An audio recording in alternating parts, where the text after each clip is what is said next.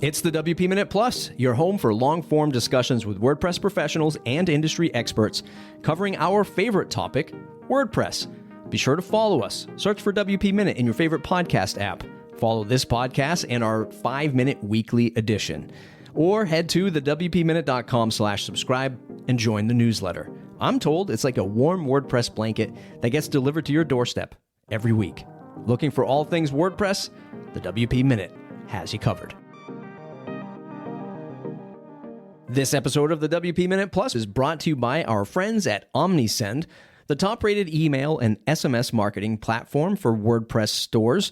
With OmniSend, you'll be launching pre-built e-commerce automations in no time, as well as intuitively segmenting customers based on their shopping behavior and even trying out SMS or push notifications all from the same platform. More than 100,000 e-commerce brands use OmniSend to drive sales and build better customer relationships, converting their customers with quick-to-create, highly relevant emails and texts. Are you ready to start building campaigns that really sell and convert your customers? Find out more at omnisend.com. That's omnisend.com, OMNISEND.com, omnisend.com. And give your brand the boost it deserves.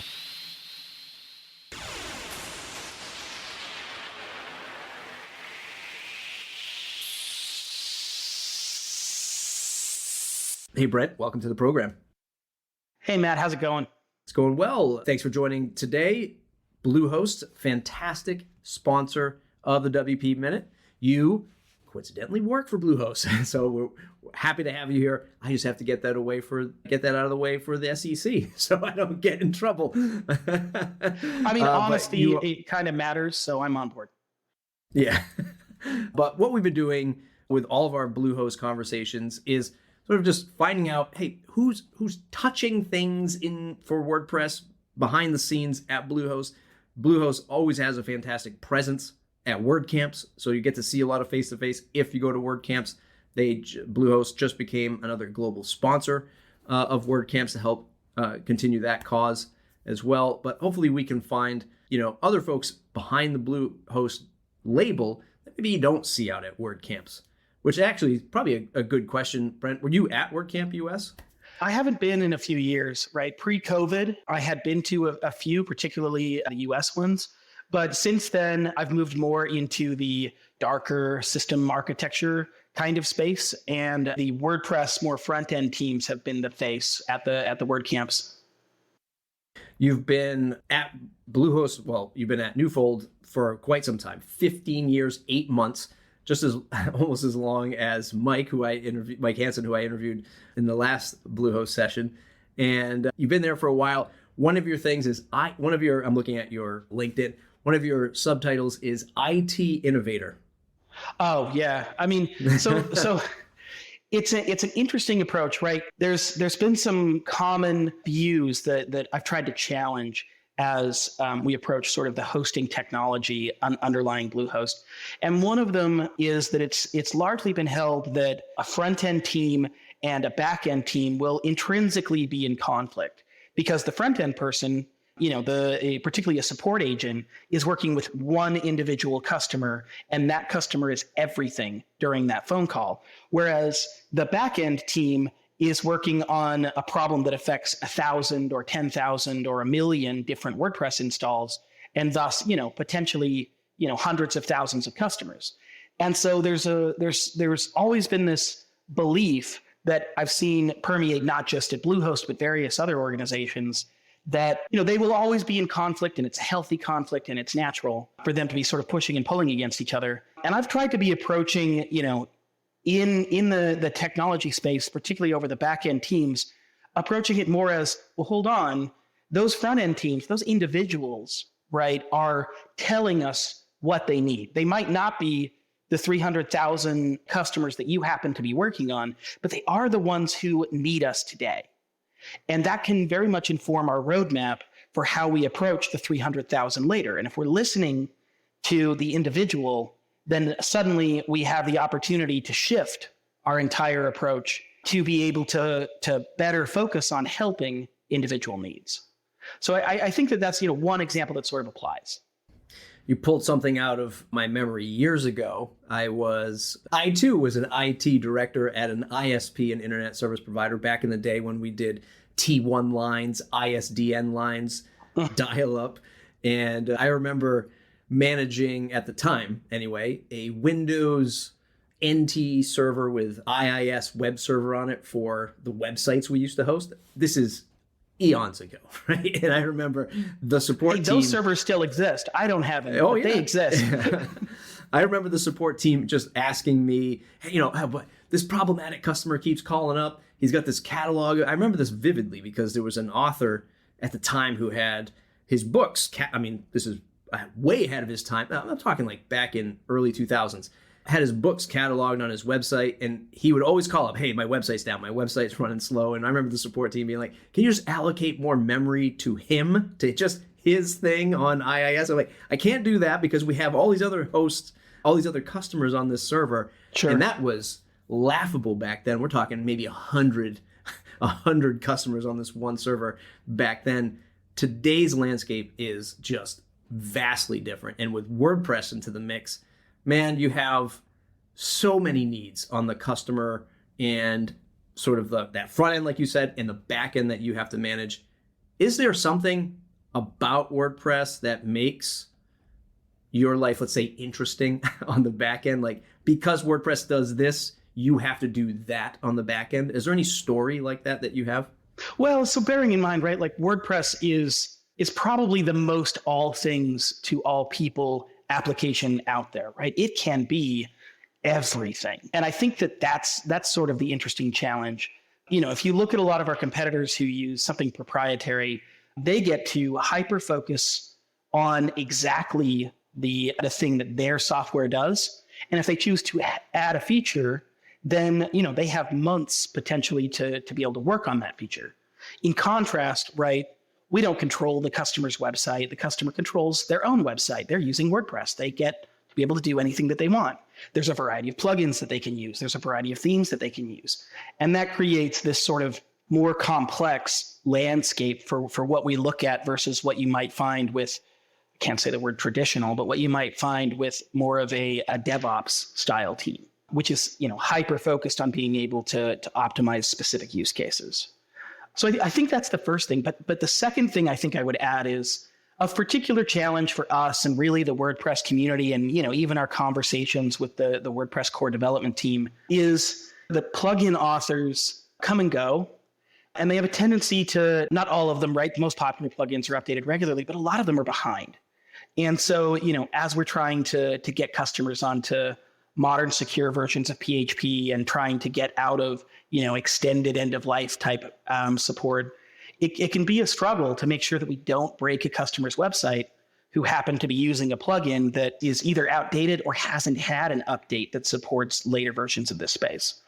I think that's the area we're trying to figure out how to solve, and it's not just us, right? It's the whole community is trying to take what is 20 years of Bluehost WordPress focus and try and figure out how to help customers who built their website in a way that leveraged a plugin that is no longer updated or hasn't received modern support. That kind of space is a huge challenge, and it's one that we're in conversations with the WordPress core team. We discuss it with Matt Mullenweg, and then internally, right? I have a meeting at least twice a week trying to figure out how we can help another subset of customers who are in this situation. The WordPress space is an interesting space because, I see this on my YouTube comments. I'll do a video, let's say I'll do a tutorial on the latest WordPress 2024 theme. I'll show somebody how to use the new 2024 theme in WordPress. And then I'll just get comments that, WordPress is terrible because they tried to do something on their WordPress site and it didn't work. And then I'll ask like, hey, well, where in the 2024 theme were you seeing this problem? Mm-hmm. And then they'll comment like, oh, I'm not even using 2024. It's like this totally other thing. It's like, yeah, it's not related to the video, right? And it's not, but it is a problem, right? It's their experience. Right. It's their experience. Right. And you bring up again a good point. Like you have to, it's not just, hey, WordPress 6.4 and with 6.5, you have to stay on your toes and learn and optimize infrastructure for. But suddenly it's like some random plugin that a few hundred sites are running, and that person no longer exists. They don't update the plugin anymore. Now you have to solve for that. Yeah, and there might be a security issue that comes out, right? You'll see, various news stories or a word fence, publication, right? There's a lot of this space where there's 20,000 plus plugins that make this very complicated, and we have probably at least 100 of every one of those 20,000. Right. Do you have a particular, I don't know what I would label it, but like a system or a channel or a team that just works with big plugins and make sure everything's optimized? You have like a hotline for, like, I know Newfold owns Yoast, so you have Yoast, one of the largest plugins in the space. Sure. But is there like a WooCommerce team, a Gravity Forms team, like all these big plugins? Do you have a means to communicate with them, or a system on how you approach that? Yeah. So you probably linked to the interview you did with Mike Hansen, but the teams that he oversees, include WordPress outreach, and he'll commonly, right, his team members will commonly reach out to plugin developers who, have recently had a security exploit, and we'll talk to them about which versions should be upgraded and which versions should not. He'll, communicate with proprietary plugin developers where the update might not be on WordPress.org, but we still want to get the security update out. And then, of course, right, like we have communications to the bigger ones, sort of by default, right? Jetpack, Yoast, obviously, but also, WooCommerce and some of this other space will have these conversations, directly with them, sort of on an ongoing basis. And we might have, shared Slack channels or other forms that allow for real-time communication. And then, other than that, there's a degree of as needed, right? We have our teams communicate through the WordPress message board, their social media teams. They can connect people up with plugin developers up if needed. We have people communicating through the through the Reddit space, and trying to be open to an approach, right? If somebody needs to communicate with us to resolve something with their plugin, we want to be available for that. Take me down. I'm gonna pull on back in my days at the ISP. I remember going to our co-location. We had this co-location that we just literally rented like a small corner of AT&T's co-location. Sure. Where we'd bring servers in and stuff. It's kind of laughable again these days. But we did something similar, right? When we were a startup. Yeah. Like that's an IT closet. Well, it's a data center now. Yeah. And I remember launching the very first cPanel server at our company, probably one of the first cPanel servers when they first came onto the scene. And when we scaled, again, back then it was just, okay, this server's at capacity, bring in another server. What does the technology look like? Stuff that you could talk about publicly. What does the technology look like these days to scale WordPress? Do you spend time like thinking about buying more hardware and servers, or is it more like, hey, let's optimize WordPress here at Bluehost that runs on our infrastructure? Like, do you take it on the software side first and then start to think about the infrastructure? What does that look like when you talk about speed, optimization, and scale? Well, so we keep a cross-functional performance team that meets regularly, at least weekly, going. And that'll range from, members of the WordPress core development team who actually work on writing the PHP code that gets deployed in, say, WordPress 6.5. It'll include, members of our team that focus on hardware, and we're working on, a new hardware SKU that takes advantage of, newer technology that'll hopefully start showing up on our sign up pages and the like over the next couple months. But we also, have team members who are completely focused on, what would be, what you could describe sort of, I guess, as the LAMP stack. Doesn't really apply as well as it did back in the day, but, looking at, the Linux, SQL, PHP, Apache kind of layers, and, going through and optimizing that space. So we'll see, hardware changes that are, more of a yearly update. And then we do extensive testing with vendor hardware from Dell and Supermicro and a number of others. They'll send us loaners, and then we'll do speed testing with our own software stack on top of that. to be able to try and optimize in various configurations. We'll do, a continuous sort of review of the Apache and PHP config files and try and understand, across millions of WordPress installs, tens of thousands of VPS and dedicated boxes, thousands of more of a traditional shared space. We'll go through and look at data in aggregate, individual to a server, cases where, a server or test site isn't performing as well as the other thousands, and cases where it is performing well above the performance expectations of the other thousands.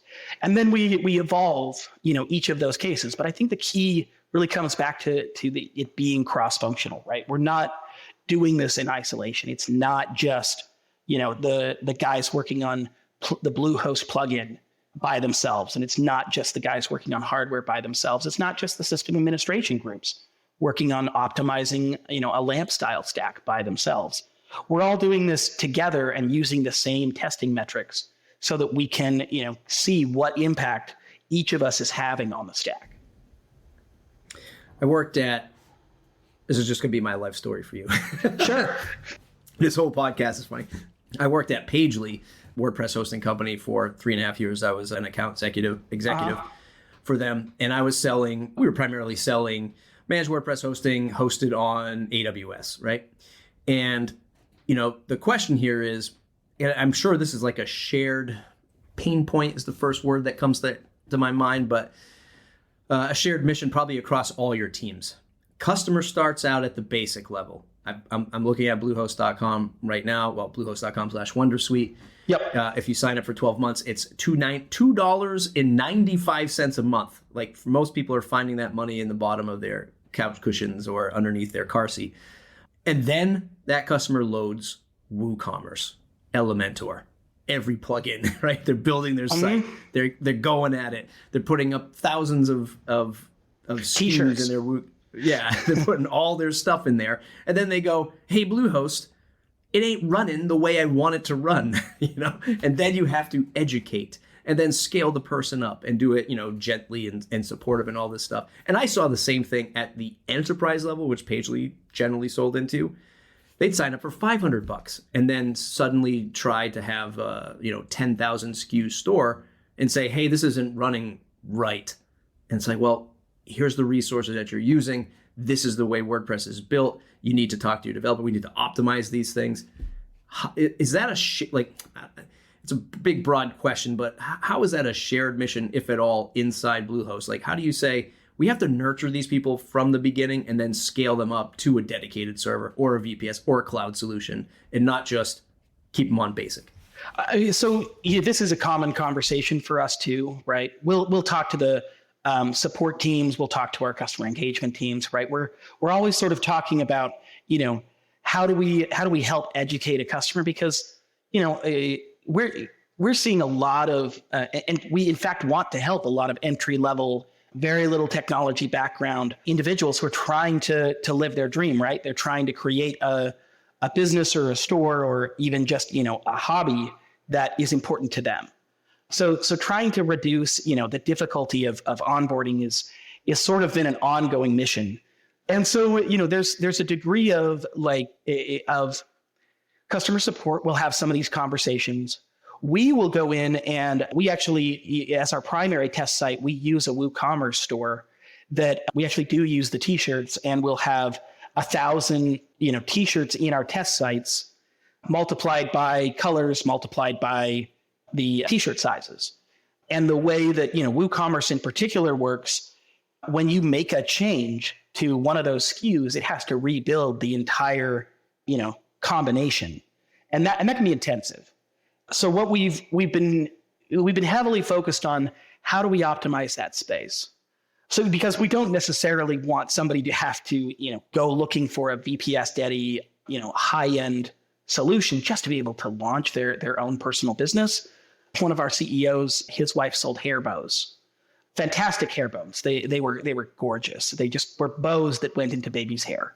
Very simple, right? But people loved them. And, she wasn't necessarily going to, be the sole breadwinner necessarily, but she really enjoyed it. Her customers loved it. And, she did a good amount of business, but she wasn't, spending her time learning WordPress. She was spending her time making hair buns. So we spend, we take that sort of to heart, even though that CEO has moved on years ago. We're continually trying to find a way to optimize for WooCommerce complex SKUs that happen to be, large build outs. It shouldn't be strictly necessary to go hire a separate developer or to cut your merchandise list in half. It should be increasingly viable to do this with modern technology using something like Wondersuite to take care of the bulk of the work for you. Is e-commerce or WooCommerce the biggest elephant in the room when it comes to optimizing WordPress? Like, is that where you probably spend most of your brain cycles thinking about optimizing, or is that not it? So not really. And the reason is because we use our test sites are primarily WooCommerce, right? So we did a variety of tests, from a vanilla WordPress install to one with our plugin installed, to a complex blog with all of our plugins installed, to a WooCommerce store. And we compared all of these, right? And the vanilla install that has 0 plugins is obviously the fastest, right? If you don't have any content or plugins or functionality, then it goes great. So we spent a lot of time comparing these approaches. And what we found, right, was we really don't need to optimize for the case where nobody's got any content. We want to optimize for the case where people have a lot of content, because we want to be able to help people grow into that space. And then that left us, comparing sort of a complex blog that did everything WordPress can do and had large images and small images and posts and pages and comments and everything. And then comparing that against a complex WooCommerce store.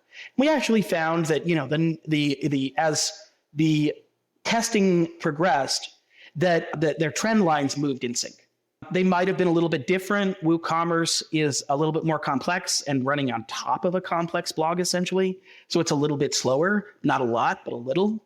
But still, you watch those speed trend lines, those performance indicators, and they just really move in sync as we make changes and do different things. So we made the decision at that point to be able to say, well, let's use the store, the WooCommerce store, as our primary test suite, because it's an indicator of everything else that would be tested behind us.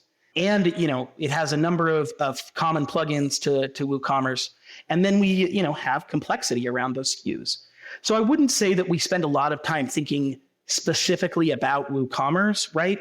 We use it as a test that indicates how well we're doing everywhere. So every optimization we make already sort of takes WooCommerce into account as a core element of that metric. I'm going to start to laugh before I ask this question, but when the product team came to you and they say, hey, we're building Wondersuite, it's going to have AI and it's going to do all these things and start doing all these like complex queries to layouts and helping users create content and pull in images and stuff like that. And they were super excited, because most product people are. And then they come to somebody like you, who's more the realist in the room. They go, okay. Then you say, oh, but we're going to need more. We're going to need a bigger boat, to steal a line from the Jaws movie. We're going to need a bigger boat to power this stuff. Was that a thing for you? Like, oh man, you're bringing all these crazy features, but now we have to expand the footprint of the infrastructure a bit to kind of handle the extra capacity for something like Wondersuite on top of WordPress? Fortunately not. And I think I would credit that very strongly to the cross-functional performance team, right? They're already in the room. They're already, sitting with us as we go through this type of work. And so, the architecture was built such that, the majority of that AI work doesn't have to take place on the same server that is providing providing content to the rest of the world, right?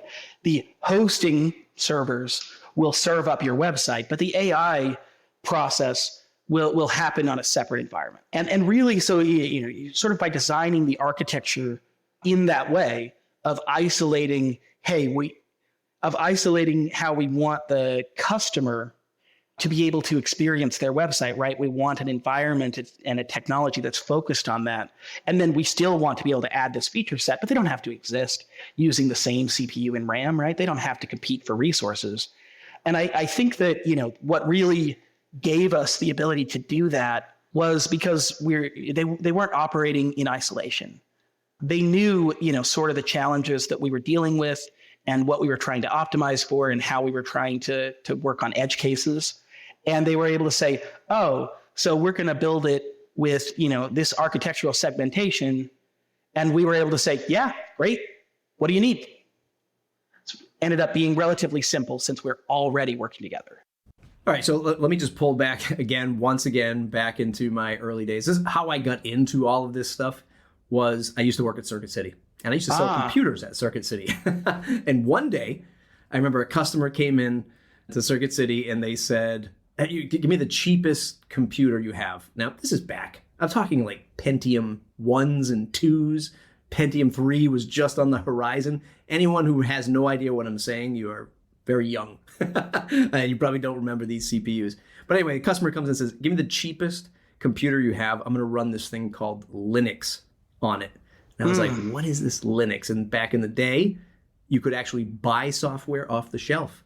And he went over and he grabbed a box of Linux, which I think at the time was Mandrake Linux. Sounds and right. He checked out. Yeah, and he checked out and he took his $300 computer. I was like, that guy is not going to do anything with that $300 computer in this operating system. And then I got into the world of it. Fast forward, that's what got me into the IT space, building networks again for the local company, and just like really enjoying open source. And that was my first foray into open source. What does the landscape look like inside Bluehost for that operating system? It's all Linux driven? Is it Windows driven these days? Is it like Ubuntu or Gentoo? What's the pattern look like? It's still very much CentOS, and we're transitioning towards Alma. But across, if I were to take a step back and look at hosting in general and Newfold as a whole, got everything right. There's a lot of companies that have come together to sort of make this space. But predominantly, we're building our own kernels. We're building our own Apache. We're building our own PHP. We're building most of the stack ourselves. So we're less concerned about the operating system that is necessarily involved and more concerned with, like that guy running Mandrake, how slim we can get each of these layers and still provide the experience we need. Because, the thinner each one of these gets, the more performant it tends to be. So what we're looking for is modularity more than we're looking for, even, hyper modern operating systems, right? We're looking for reliability and modularity. What's the biggest bottleneck for WordPress in terms of performance? Is it the database layer, or is it PHP and JavaScript? Is that bottleneck MySQL and the queries? And, I haven't been in the space very long. I haven't dug deep into the space infrastructure wise and like how WordPress impacts like server loads and network loads and all that stuff. But I know that there's a lot of people on the web that are talking about jam static and static websites. And, oh man, if you're using WordPress and you have all of these types of software, it's just a slow experience. Go headless, they say, and it's just like, well, WordPress still works, and it still works on like 90% of the infrastructure out there. What is that bottleneck? And is there something that you look towards maybe WordPress optimizing in the future? Well, I think that it's interesting that you talk about headless, right? Because you can get a headless experience with WordPress relatively simply. So if you think about WordPress is doing a number of things in the background, right? It's querying a plugin, it's reaching out to MySQL, it's working through PHP and constructing an HTML page. And then it's providing that HTML page to Apache, which delivers it to the end user. If you are able to say reliably that page hasn't changed since the last time it was built, then you can cache it. And that's what caching plugins have been doing for, a decade and a half. But with more modern technologies, you can actually present that HTML page up into a CDN like Cloudflare and be able to say, this is static, keep it cached for X number of minutes.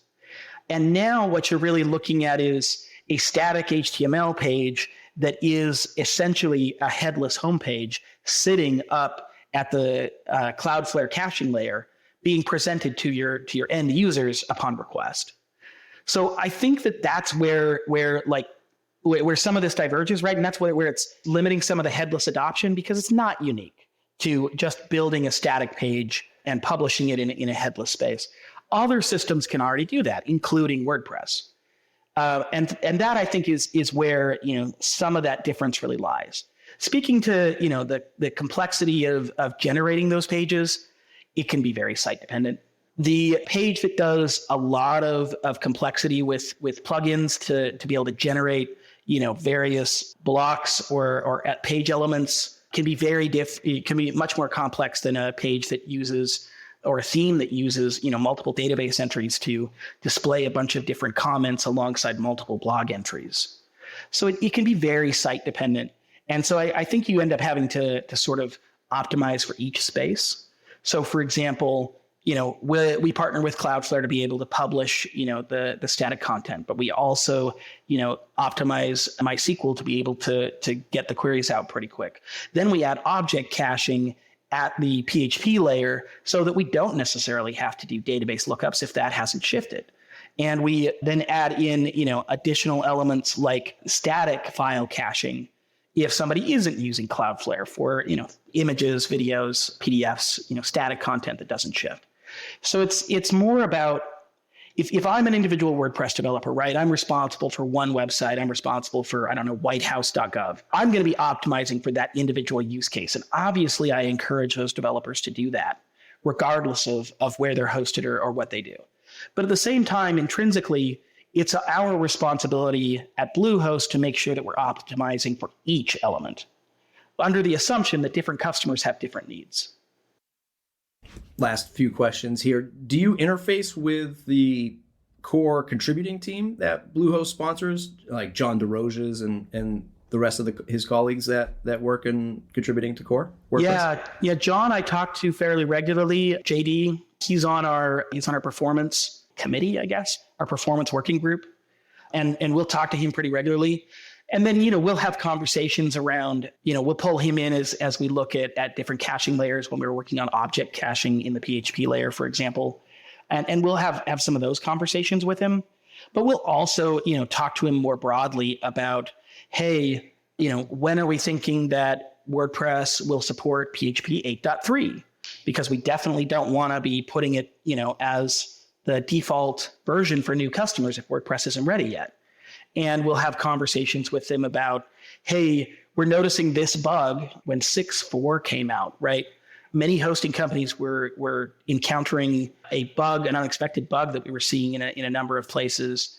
And, we were able to work with him directly on it and pulled him into our phone calls directly with our developers saying, here, our API calls have stopped functioning. And so, we work with those guys a lot. In particular, JD tends to be the guy that we'll work with the most. Brilliant mind, just an incredible mind. And he understands how to work with the community and us extremely well. Like he's able to sort of adapt between different conversations better than most every developer I've seen. It's very impressive.